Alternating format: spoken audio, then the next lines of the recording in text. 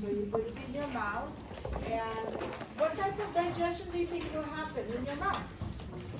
Mechanical, of course, so mouth or oral cavity. I know that there will be mechanical digestion because of the presence of what? Your teeth, right? Your teeth are important. Mechanical digestion means you're just breaking it into smaller pieces. Chop, chop, chop. Happens in your, what we call that? That's called mastication. That's part of chewing, mastication. But as you chew, you will get help from these salivary glands, the parotid glands, your sublingual. Where do you think goes sublingual? Under your tongue, right? And then submandibular. The mandible, under the mandible, submandibular. So you have three major pairs of salivary glands. The consistency of their secretion they differ, but the collective secretion is called saliva. Like the parotid gland, it secretes mostly serous, and then the sublingual is mostly mucus, and the submandibular is mixed serous mucus. But for our purposes, it's just all saliva. So we put the food in the mouth, you put your Big Mac in the mouth, you got mastication going on, and you're exposing it, you're mixing it with the contents of the saliva from the salivary glands. What is the composition of saliva? It has water. That's the most abundant component of your saliva, water, which I think is important, right? Because water is the key to all chemical reactions. Your dehydration, hydrolysis, you must need water. And then look at what else is in your saliva. You have enzymes and then antibodies. Remember I told you any secretion will have antibody A, right? And that's why when you lick your dogs, if you have dogs, don't they lick their wounds so that they heal? And if you have like a boo-boo, you have your dog smells and they start licking your boo-boo. They have IgA. They have all that to help with the healing of the wounds. Okay? And then I see an enzyme here. What's this one? It will act on your carbohydrates or your polysaccharides, right? There's no other enzyme in the book talks about the lingual lipase, but if you read on, it says it's very minimal effect. So for our purposes, again, do not write, oh, but the book says, I know what the book says, but the action of lingual lipase is very, very minimal. Okay? You understand? So if I ask you, you have Big Mac, there's carbs, there's protein, and there's fat. Big Mac in your mouth. What of the three, which one are you chemically digesting only? The carbohydrates, right? The bun, yeah. Because of amylase. That is the only enzyme you're going to memorize in the oral cavity. Amylase. You notice something about the secretion of your salivary gland? There is also bicarbs. Which is baking soda, right? And it says it buffers the acids in the mouth. And so I'm thinking, my guess is that this salivary amylase works best under alkaline environment, right? All the enzymes, unless it's the stomach enzymes, every enzyme you're going to be talking about, they work best under alkaline environment. So this alkaline, and look at what it says, the bicarb, it buffers the bacterial acids. And that's why bacterial acids is the one that gives you bad breath, right? So that's why the Arm & Hammer baking soda toothpaste, right? That's really good. Or you can just dip your toothbrush in pure baking soda, add it to your toothpaste. Then when you wake up in the morning, you can kiss your boyfriend, no problem. because you won't stink. That's what causes it, bacterial acid. And actually, it's good for oral hygiene because it prevents the bacteria from having a party while you're sleeping. Try doing that. You're going to see it really works. Okay? Okay. So now, so we keep on. We put the food in the mouth. We know ingestion. We know mastication, being exposed to the saliva, the amylase in the saliva. So now we're ready to swallow, called deglutition. Okay? Which I'm sure you know this word, deglutition. Just means swallowing. When you swallow, you want that food to land in the pharynx or the throat. It says there are 3 cavities that need to close, so that that food is going to land in your throat and nowhere else. Going down throat to the pharynx and down to the esophagus. What are the 3 cavities that you need to close? The nasal cavity. Nasal cavity. What will close the nasal cavity? Uvula. Huh? The Uvula. The uvula. Very good. The soft palate, the uvula right here. So every time you swallow, just trace that food. When it goes down, it's going to push this up. That closes the nasal cavity. In case you didn't know, sometimes food comes out of your nose, right? So that's proof that it's open. Okay. What else do we have to close? What else do we have to close? Is the oral cavity. How do you close the oral cavity? Try to swallow. What closes the oral cavity? Your what? Tongue. Your tongue. Mm-hmm. Doesn't your tongue? Swallow. You see, your tongue will close the oral cavity. And then last, what is the other cavity that needs to be closed? The epiglottis has to flap over the. Which is the larynx. So the nasal cavity, the oral cavity, and the larynx. Be sure to know what structures will close which one. So because those 3 cavities are closed by the act of deglutition, that's why we have a lot of muscles that help when we swallow. There's a lot of muscles involved in that because we want to make sure that the food goes down to the esophagus, the pharynx, and then the esophagus. Now, when you swallow that food, it doesn't look like the Big Mac anymore. It's been processed. It's been mechanically digested and chemically digested. So we don't call it Big Mac anymore. It's called bolus.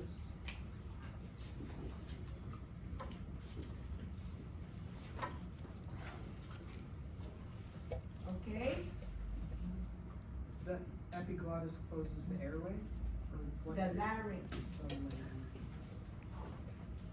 What's the composition of bolus? I know it's alkaline pH, right? I know as far as my nutrients are concerned, I know that there will be some glucose already. It's acted on by the amylase, right? Plus, there will still be intact polysaccharides, of course. Especially if you're just like, maybe Baba, I just served the dinner and he's done. I just sit down to eat, he's done eating. So, he has a little bit of glucose, but there's still a big chunk of polysaccharides. There will still be intact everything, intact proteins, and intact lipids. We didn't touch it yet. This is the composition of your bolus. What organ or what body system needs always a fresh supply of glucose again, Mass? Yep. And this is why, do you remember? Because they don't store sugar. This is why one of the advice, if you want to lose weight, is to chew your food longer, because then you're absorbing the glucose, the brain is happy, you're tricking your brain. You're telling your brain you're full. So that's why they say chew your food longer. It will help you lose weight. Okay? You have any questions so far? Oral cavity, mechanical digestion, chemical digestion, amylase only. Disregard that lingual lipase. Do not be coming to me. It says in the book, I already told you. Okay? And then look at the composition of bolus. Do you have any question why we came up with glucose? Why there's still intact proteins and intact lipids? Any question? No question? And now we know how it ended up in the pharynx and then larynx, right? So the pharynx, you see there's three parts of the nasopharynx, oropharynx, and then, what's the other one? Naso, oro, and laryngopharynx, okay? So because it's a shared organ between the respiratory and the digestive system. Then you're gonna write in your notes that your pharynx and esophagus are actually nothing but muscular passageways. They're just connection between the next main organ for digestion, which is your stomach, and the oral cavity. But there's just something in the way, your thorax, your heart and lungs. And so God put that muscular passageway there to solve the problem. You put the food here, and then it will land in your stomach. So right here, in your pharynx and your esophagus, no chemical, no mechanical digestion, just only, what's that forward movement of food? Peristalsis. Just only peristalsis. And you know that bolus can be abrasive. That's why when you looked at your histology, your esophagus is stratified squamous epithelium. Remember that the first 2/3 is skeletal muscle, and then down here it transitions to smooth muscle. The next stop then will be your stomach. Okay? So what are we going to remember for the pharynx and the larynx? Is just only muscle passageway. What's the movement? Peristalsis. That's it. Also known stratified squamous, etc., etc. Okay? Okay, now we go to the stomach. And you saw how your stomach looked like downstairs, right? Now, let's look at the bolus. It lands here. And the bolus is basic pH. You remember it's basic pH? And what is the composition of the bolus here? You have the glucose plus polysaccharides, you have the polypeptides, and you have the lipids. It's down here. And you understand the rugae. We already talked about the function of that rugae. And there's something else. Oh, yeah. The contraction there, mechanical. There's still mechanical digestion that's called churning, remember? And of all the muscles of your digestive system, the stomach is unique because it has that extra layer of muscle. So remember, we have the outer longitudinal, inner circular. This has an innermost oblique. It has 3 layers of muscle. I don't ask for those muscles. It just has an extra layer of muscle to make it able to powerfully churn the food. Because sometimes you're in a hurry, you swallowed something without properly chewing it. It will be useless if you can't break it down into smaller parts. So that's the function of this one. Now let's look at the mucosa. Once the bolus lands here, it will be exposed to the cells that you see here. Oopsie. Right here. So look at the name. Let's look at the name of the cells of the mucosa. You can figure out what they do.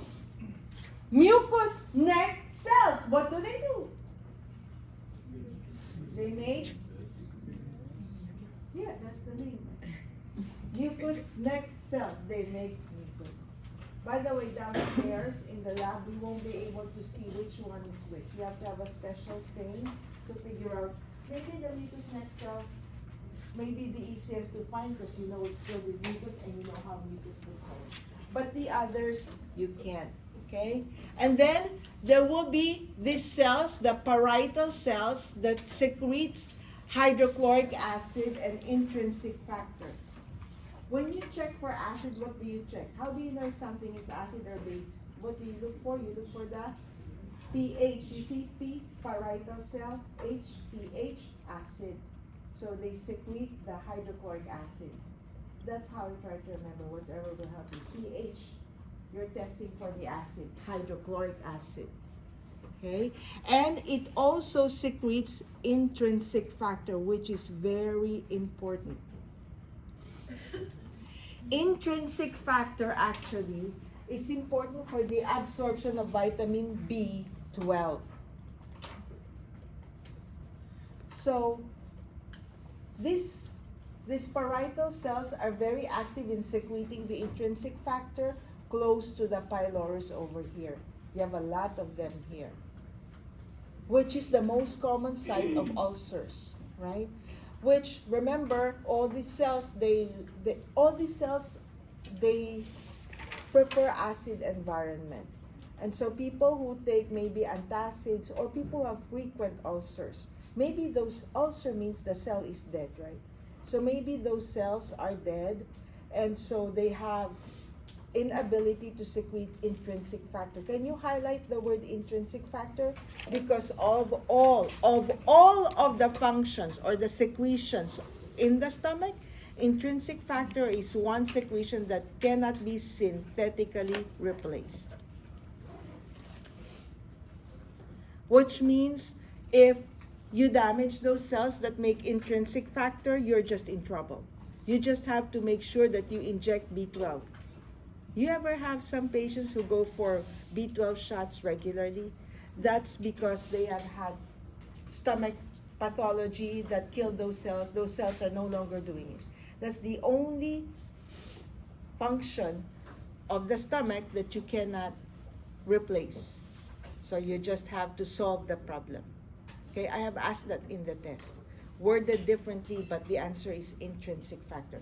Everything else, you can compromise, but that one, no. Why do we need that? We need that for the absorption of B12. Why do we need vitamin B12? B12 is important for what?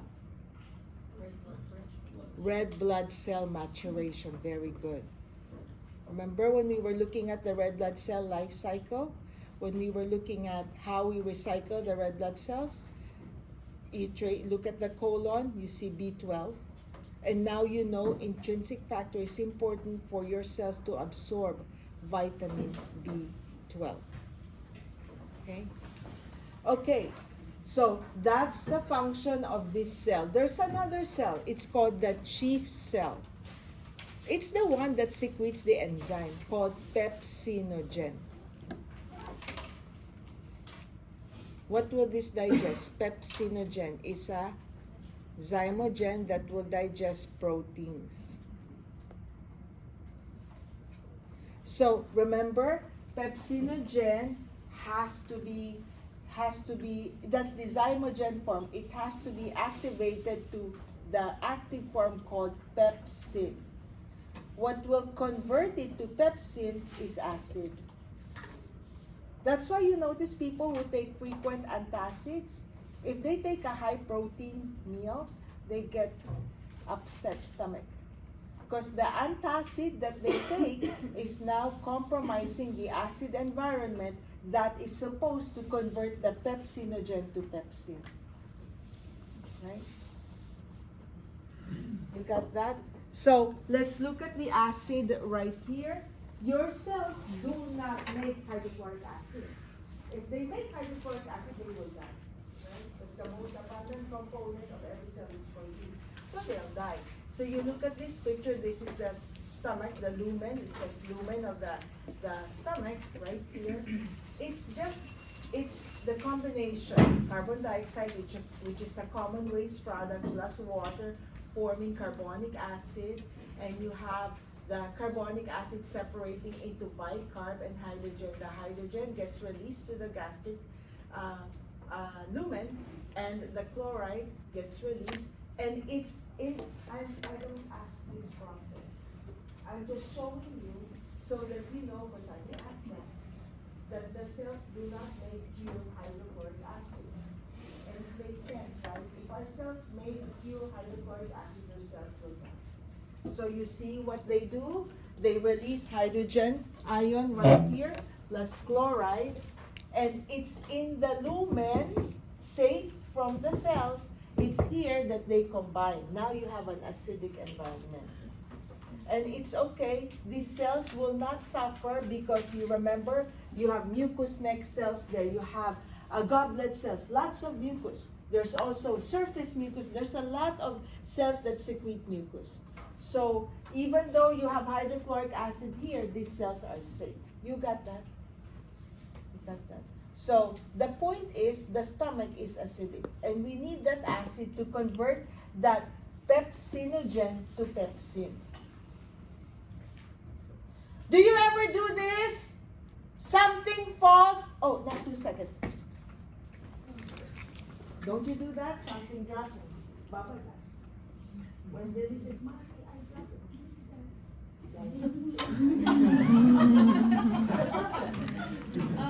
No problem, because we know acid kills bacteria. That's what type of defense. First, second, third line. First, second, or third line of defense? Second. First line of defense, right? The skin, intact skin, intact lining, plus the secretion. So Baba is still a healthy, bouncing baby boy. You see that? That's why we, and also, guys, that's why there's a lot of, that's why I don't believe in those enzyme supplements or probiotics, whatever. In fact, we're gonna talk about it. No, maybe no time. But once they get to this part, you take the enzyme supplements, all of that. When you expose them to the acid, useless, right? Mm-hmm. You just wasted your money. You donated to the cause of what? Super supplements or whatever. It is useless. Okay, guys? And also, now you can answer. I'm going to ask you. I told you. Why is this drug only available injectable form? Now you know the answer. You're going to say, my guess is that drug is a protein, which can be denatured right here. So that's why I can't buy oral form of that drug, only injectable form. That's my guess. That's the correct answer. Right? Okay? Because anything that can be denatured by the acid right here, you're in trouble. It's just a waste of money, okay? But pepsinogen must be denatured. That's why we have acid there. Guys, don't forget this. There's many ways to denature your zymogens, because in your small intestine, we're going to talk about a lot of other zymogens. What's a zymogen again? A protein digesting enzyme in active form. Right? In your intestine, you don't need, acid is not the one that will activate them. Acid activates the zymogen only in the stomach. Okay? So now, we have been digesting and digesting and digesting. You see here in this picture, you have another very important cell over here. The cells, we know what they do. Somebody, something must tell them what to do, right? What are your two communication systems? Hormones and nervous. Hormones and nervous system, endocrine system and nervous system. So we know that the nervous system, the enteric nervous system, the reflexes, all that. But we're going to look at one cell here, which is an enteroendocrine cell, the G cell. It's called G because it makes the hormone gastrin.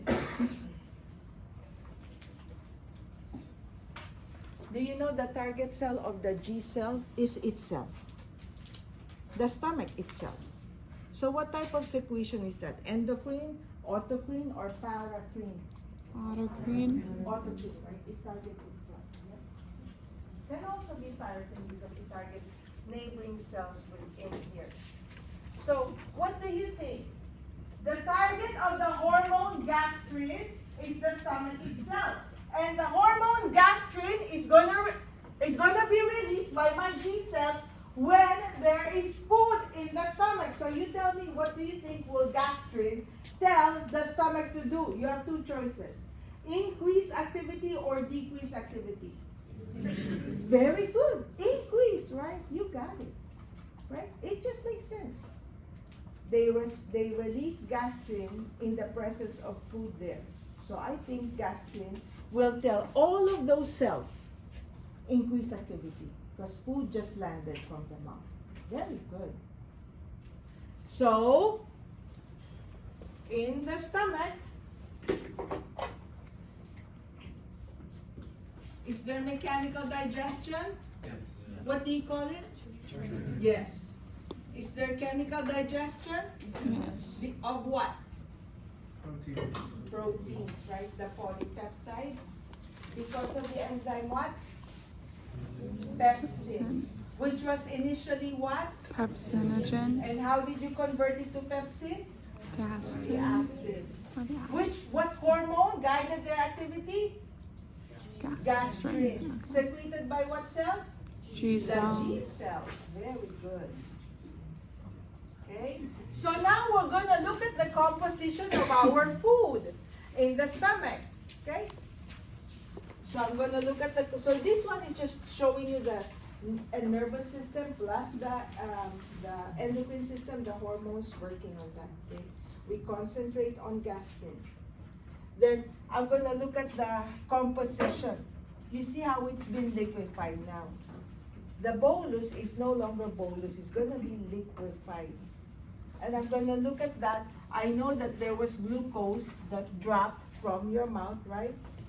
There will still be intact polysaccharides. It just came from your mouth. Lipids untouched. Again, the book says there is gastric lipase. It says minimal activity, so we cross that out. Do not come to me. Well, I know you just said it, but I want to verify. That's what you said, right? That's what you mean. You just remember what you, no. We make sure in the stomach, the only one that's being digested is the protein. So now I'm going to have amino acids plus, still, there will still be polypeptides, depending on how big your steak is. So the churning may not be enough. So there will still be big polypeptides, but there will already be some amino acids acted on by pepsin. Does this look like bolus?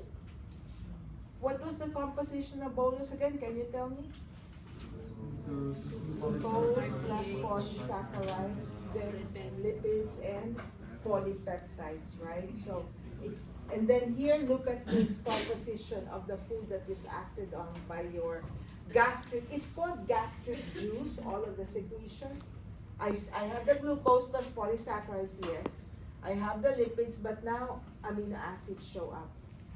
Plus it's liquefied. So now this is no longer called bolus, but chyme.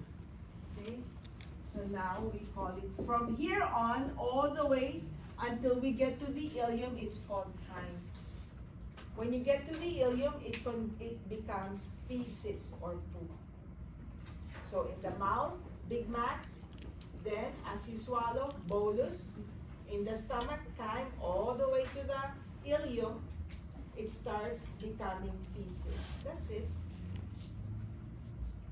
Question? Big Mac, bolus, chyme, feces.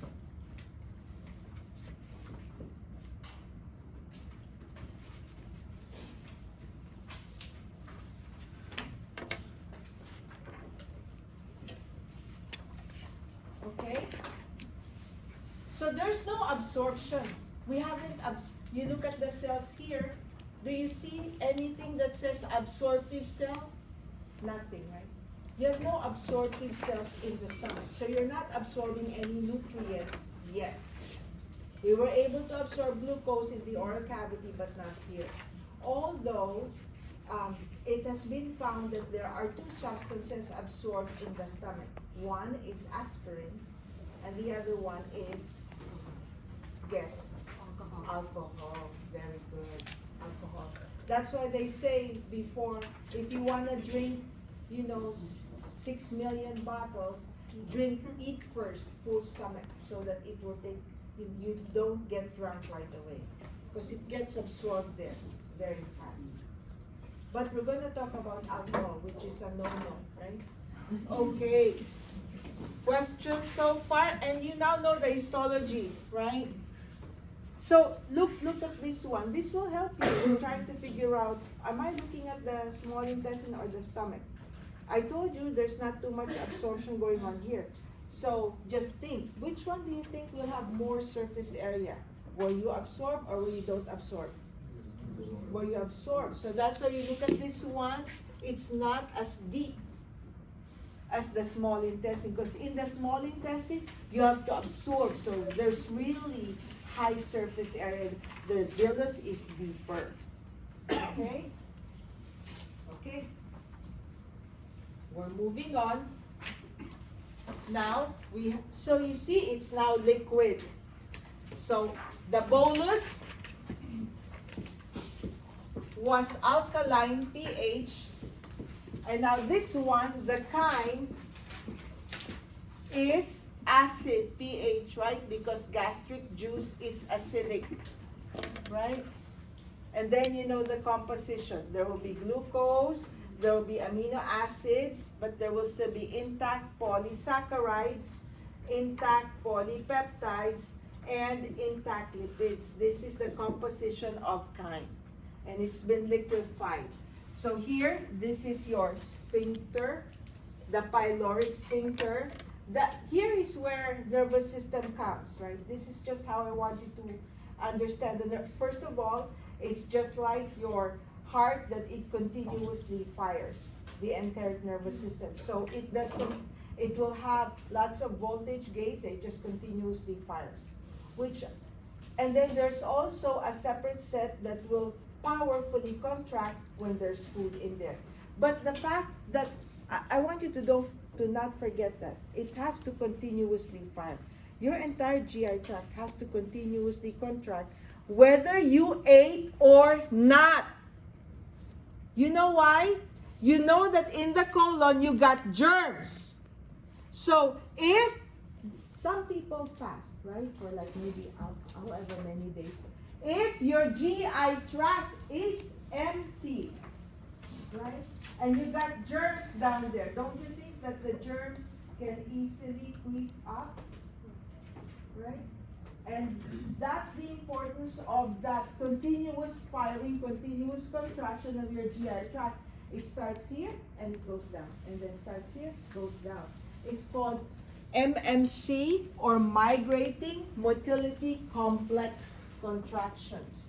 Migrating motility complex. This one, just think the pacemaker. It continuously fires from here down. Start here, down. Start here, down. Whether you have something in there or not. And that prevents germs from being sneaky and creeping up. Okay? Okay, so now let's look at this one. The reflex, there's a reflex reaction here, right? When this one has to open up, that's reflex. Because you didn't, a reflex is something, it's an automatic response, right? You didn't consciously control it. So this one right here, the sphincter, the pyloric sphincter is normally closed. When it opens, that's a reflex action because you didn't tell it to open up. And that is because of your nervous system. You have any question? Question? Do you guys have any question? You keep on. Migrating motility complexes. Any question there? You guys have any question? Okay. Okay. You can get rid of your whatever it is and chit chat. I give you 1 full minute, then I come back. Okay?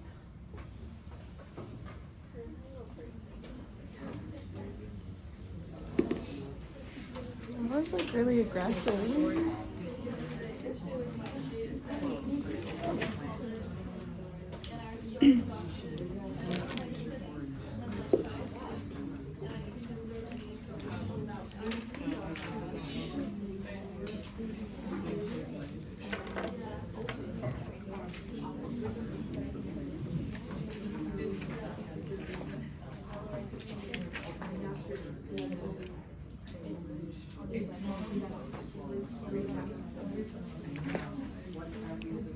Thank you.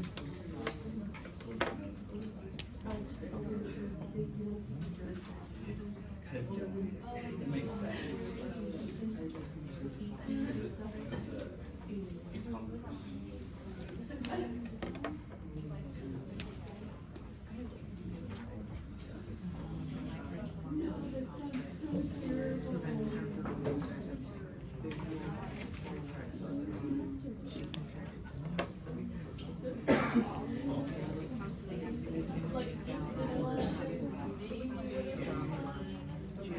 It's the GIC.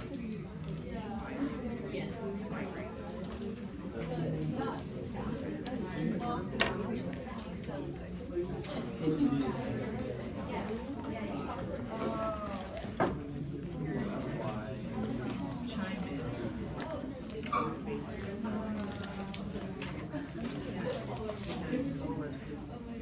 A higher pH alkaline. So chime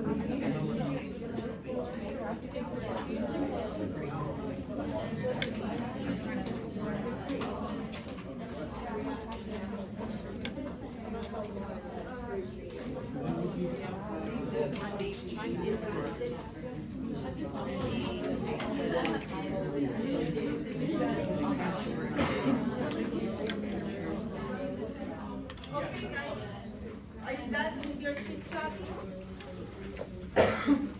We're almost halfway, you're almost done, okay? So, I promise you that when is it? March something. It's over. So, but until then, I would love for you to just listen. And if you have any questions, you ask me. Now is not the time to look at whatever, right? Now is the time to listen.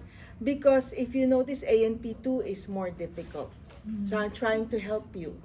Okay? But if you're not really 100% here, you're thinking about something else, I don't know what else to do to help you. Okay? Okay, so here's the chyme down here.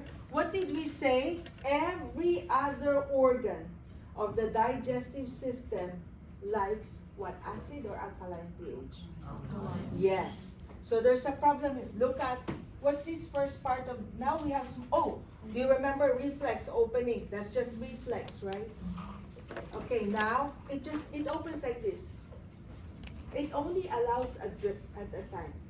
Because then that drip, one drop is enough. There's a lot in here. Okay, so when it goes down here, so what do you think? What's this first part of the small intestine? This is the small intestine, right? The duodenum. Then that means this is big problem for this one, right? It's getting a very acidic chyme, right? Mm-hmm.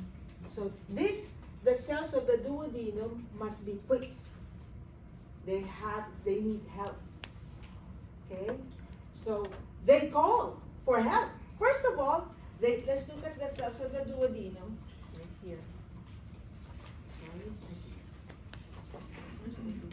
There.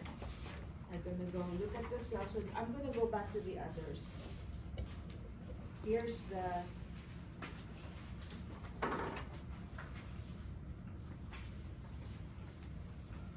cells of the duodenum right here. You have goblet cells, lots of goblet cells, right? And then under the duodenum, you don't need to follow. I'm going to go back. But if you remember from your slides yesterday how the duodenum looks like,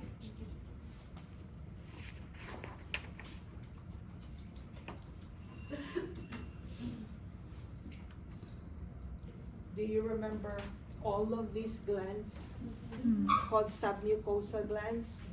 You look at your slides again. You're going to see that the duodenum has a ton of these slides. These submucosal glands. You know what they make? Mucus. They make lots of mucus because they know that the kind that they receive is always acidic, right? So we go back to this one. Is that the one? This one. So they know that the kind that, is this the one? Yes. Yes. They know that the kind that they receive is always acidic, okay? And actually, that's it. They need help. The mucus just protects them from the acid, but you know that mucus does not neutralize acid. What neutralizes acid? If you put Buffers. buffers like bicarbonate, baking soda, very good, right? Do you know where the bicarb comes from? From this one. So here, what is it again? They have to talk, right? They have to say help. How do they talk again? Hormones again. Because it's not a neuron, they must talk by hormones. Okay? So what do you call the cell that makes hormone again? It's called enteroendocrine cell. Remember? Okay? So some of the cells here, let's pretend this one, maybe this one, and this one. Okay? Some of the enteroendocrine cells here will release two important hormones. One is secretin and the other one is cholecystokinin. Right here. There's CCK, cholecystokinin, and the other one is secretin. So you must remember, there's a lot of hormones. And then this one. So I'm just picking on the major hormones that help big time. Okay, let's look at the story again. When it comes down here, we know it's acidic. So the duodenum is prepared. There's lots of mucus. You saw where the mucus is coming from, right? The submucosa, lots of them. Plus, if you look closely downstairs, lots of goblet cells too. So that's all. But then you know that mucus does not neutralize the acid. There's a secretion from the pancreas. The secretion of the pancreas collectively is called pancreatic juice. The bicarb comes from the pancreas. So the only thing that the duodenum has to do is to call. Tell the can you please help me? There's acid here. Can you please send me your bicarb? And that's the purpose of these two hormones, CCK and secretin. You highlight secretin to pancreas. Secretin is the hormone, the main hormone that tells the pancreas to secrete. See? Secretin. Secrete. Secrete its pancreatic juice. And one of the components of pancreatic juice is bicarb. It is amazing how your digestive system just works. Okay? You got that? One more time. There's acid here, right? And then the duodenum has lots of mucus. You saw where the mucus. The submucosal glands are also called Brunner's glands, but too many terms. Just say submucosal glands in the duodenum. They make mucus, so they're coated. Okay? But then they're not neutralizing the acid. What will neutralize the acid is the bicarb that is contained here. And their collective secretion is called pancreatic juice. And it's easy. Some of the enteroendocrine cells, they just release hormones. One of the hormone is called secretin. To go here, what will it say? Secrete, please, to secrete. And now you neutralize the acid. There's another hormone called cholecystokinin. The main target for cholecystokinin is the gallbladder. It will tell the gallbladder to squirt. See, this one called. It will tell the gallbladder, what will it squirt? What does the gallbladder contain? Yeah. So it will squirt bile down here. Guys, we already digested some carbs, some proteins. What is it we haven't touched at all? The lipids, which you need the bile. So in other words, the lipids haven't been touched at all. Now you're in the last part, the small intestine, you're in trouble. Because after the small intestine, you got the colon. That's it. You have the small intestine to digest and absorb that, the fat. You haven't touched it yet. That's the job of bile. What bile will do to the fat? So, do you know that fat is insoluble in water, right? Mm-hmm. So I bet you the fat that entered down here is one big glob like that. Can you picture? Enzymes cannot act on the inside. Okay? Enzymes only act on the outside. So if we left it like this, it will take forever. You're gonna poop some of that fat. Okay? So what the bile will do is to emulsify. It will emulsify that fat. Instead of one big globule like that, it makes it into small globules like this. See? And so, lipase can act on this one faster. The question is, where did the lipase come from? The answer is this one. Guys, look at this picture right here. Do you remember? We still, look. We still have intact polysaccharides. Yes, it was partially digested. There's still lots of proteins that has to be broken down. The lipids have to be broken down. You know all of the enzymes, where they will come from? From the pancreas. That's why people with pancreatic cancer, it's very difficult to treat. They suffer from malnutrition because the bulk of digestion depends on this one. Remember when we were looking at it? There's only a few light areas, the islets, but the bulk of the pancreas is called the exocrine pancreas.